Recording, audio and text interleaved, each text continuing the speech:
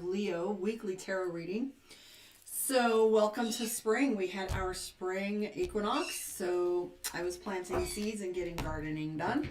What have you done for spring? Thank you for hanging out with me and your patience. I've been knocked off center for a couple weeks. It's been a little rocky. I don't know how your energy's been going. And here goes Cosmo with his commentary. Hello, Elle. Go with the Leo general reading and then Leo moon. One good shuffle for the first of the week, and boom, here we go. This is for you, Leo. So, first card that comes up is our card for Page of Swords, Ace of Coins, the Moon card, King of Wands, and we have Seven of Wands. Okay. So this is an interesting little combination. It's an odd little bunching. They don't have a chronological order, which reminds me that sometimes energy can be scattered. So this is a little bit of scattered energy. And because of this energy, you have this Page of Swords and Seven of Wands. So the Page of Swords, for those of you on my Instagram, please join me on YouTube or Facebook, because you can see sometimes this is feeling very reactive instead of responsive. We have the Ace of Coins, which is new beginnings. It's also sometimes attainment when it comes to having money. Okay, so the Ace of Coins is an influx kind of thing, not quite arrival, but it's a reminder that abundance is on the other side of the projects that you have your little hands in the pie. I have the Moon card, which is secrets, fear, right? How you're doing life in general, whether you're coming from a place of leadership or whether you're allowing others to lead you. So this is where you're starting to really walk forward. Ace of Cups, Two of Cups, Seven of Swords, Queen of Cups. This tells me you're more emotional than you want to give anyone any ideas about, and to buy outside forces, and the Two of Cups, reminding you that there's harmony. Okay, you've let go of a lot of things, which has made these emotional purges a little bit easier. I see the Six of Swords, which is easier. And look here, things getting easier moving forward because the blades aren't pointing at you anymore. And if you look right here, the Seven of Swords, which is literally, he was holding a fistful of blades and lets them go. Okay. So what is it that's cutting you, Leo? What is it that's harming the ego? What is it that's, already done the damage that you're allowing to continue to play? Because that's what it takes, is just letting things go, right? I see these new beginnings again. And the Devil card, the Queen of Swords, the Star, water collecting that she's doing. And while she's collecting this, the water, she's not really paying attention to what her hands are doing. So that might be a little flighty lately too, in addition. But I also see, look here, this whole message for you is walking away. This is the Queen of Swords. And the Queen of Swords has a dead tree in the background. And when she has this tree, it's behind her. She's leaving what's not serving her behind her. It also has to do with victory, and also has to do with decision making. In my other deck, in my Mystic Dreamer deck, there's a card under the Queen of Swords is depicted by a woman leaning on her sword. Hi, Michelle. And so as she's leaning on her sword, it's not only victory, but it's the unaccustomed leadership of being direct, which is the King of Wands up here. So when you have to be more direct, people call us a bitch, right? And so when we're acting that way, people don't like it when we're direct. But this card references being direct, no matter how it's taken or utilized or experienced. Sometimes it just has to be said in the way that it has to be said for someone to receive it. So we have the Devil card, and that card is our indicator about lies, conflict, addictions. If this was a reading for someone else and it popped up, I would be telling you they're either lying to you, that they're antagonistic and want to create a conflict, they want to possess. Okay, so this can have a lot of connotations on what it's aligned with, right? And so we have the Devil card aligned with the Star. And so Leo's having this question tumbling around their head, like, what is vexing me? You ever do that? Like, I have clients that call me all the time and they're like, do I have a curse or something? Right? So you want to know what it is that's vexing you. What is it you need to do in order to attain, in order to acquire the abundance, the love of your life, the relationship, the happiness? Right? And so there's a lot of walking away from expectations here with this Queen of Swords. I will say with the Eight of Coins, you can expect yourself to be working a little bit more than usual. And this is busy work. This is being up on your feet. And you got little crabs nipping at your feet. So it means a lot of little tasks. Okay? Unlike the Eight of Wands, which is the Eight of Wands is just speed, like going from one thing to the other. This one is like nickel and diming, little mice eating all the little things, so it's eating up your time.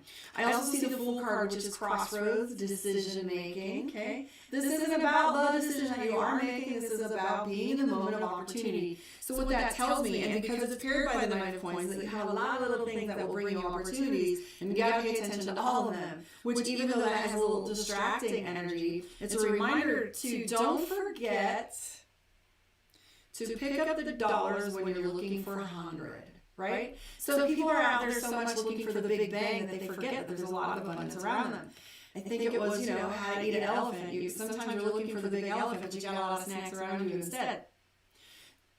My best friend had a quote about the $100. Stop looking for a $100 bill when you're stepping over dollars or pennies, something like that. But anyways, that's how that feels for you. I also am picking up a little bit here with the Seven of Wands, a little overwhelm. You might feel a little bit of anxiety. Okay, let's shuffle this Mystic Dreamer deck and get a look at your moon reading for your Leo moon.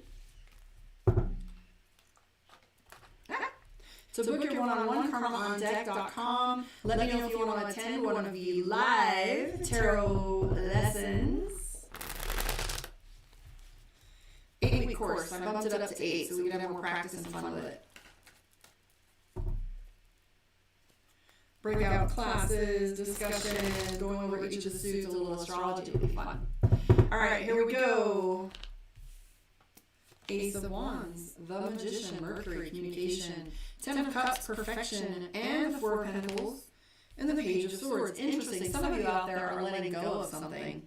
Actually, I'm going to say that this is expectations. We have the Ace of Wands, which is new beginnings, next to Mercury, which is the Magician. Now, the Magician, Leo moon in the house, this is for you, dear Beth.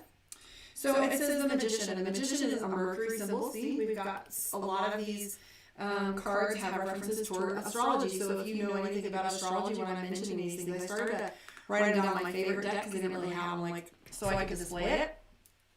But the Mercury card is communication. If you think about Mercury and how you want to communicate, you have this Ten of Cups right next to it. So the Magician is also someone who's on stage. The Magician is somebody who also brings alchemy and changes into life. We have the Ten of Cups, okay? And the Ten of Cups is perfection. It's Disneyland. Next to that, we have this card, which is the Four of Pentacles. And the Four of Pentacles is taking something that doesn't belong to you or someone that took something that belongs to you. So what this means is sometimes feeling cheated. They didn't have permission or your consent to do this. So what this looks like, if you put these adjectives and verbs and nouns in a sentence looking like these cards and these feelings, it's you have something to speak to in a new beginning in regards to how you're dealing with your image. And you have this way of looking at things. Perhaps it's you not wanting to show people around you what's really going on underneath. And some of you want, it's like for me, for example, when I'm going a little wonky, you guys don't see me online because I'm grounding, I'm clearing, I'm processing. And that's my mechanism, right? So when you have these times, sometimes people go underground and then you just tell everybody it's just fine. I just don't respond, or I tell people, hey, I'm going quiet for a while. But if we don't know that that's what we're doing, sometimes we have this, image that we put out. We don't want people to see us in our broken moments because holy crap, they'll think I'm a shit show. Not the case, but while you're processing information, as long as you're moving forward, that's great. But we also have this other aspect, which is the Ten of Cups, which is showing only the perfect side of you. This is like fist fighting in the kitchen, but then coming to the door dressed perfectly with your tie on straight and skirt and your shoes and gloves and going, hi, nice to see you. It's like you've got this Ten of Cups where it's this image. It's the perfect Christian or the perfect Mormon or the perfect business owner. Right, this person that has this image that they want to show people, and you may not have a bad backside to what's going on, but it's just the fact of focusing on how much of this image is important to you, right? They can be wildly different, but maybe somebody has, I don't want to say betrayal because this is just difference of, expectations are an MF, okay? Because sometimes we have these expectations and we don't speak to them, right? And then it becomes fantasy, which is our Magician. And then the Ten of Cups, which is literally, this card is literally Disneyland. I tell people all the time when they see this card, they're like, oh, look, it's perfect. And it is intended to mean perfection, but rarely is anything in life or in the universe even perfect. And so when we see this card, it always makes, even though it's so perfect, I always look at it and say, but what's underneath? Because this card is our card for imagery as well. And I say this, you think about Disneyland and it's a lot of fun and it's great, but each and every place within Disneyland is a fantasy. It's, rides and candy and it's literally false fronts, rebar, paint, costumes, a fantasy, and a storyline. So what storyline are you believing in? What storyline do you have some expectations around? And maybe it's part of that letting go that you had going on. See, I'm talking too much already. It's 11 minutes.